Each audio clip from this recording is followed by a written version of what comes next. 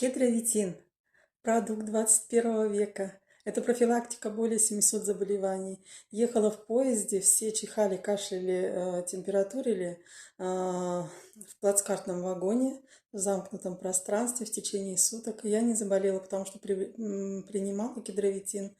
Это круто. Сибирские технологии, плюс уходит лишний вес, улучшается зрение. Классный продукт. Я в восторге.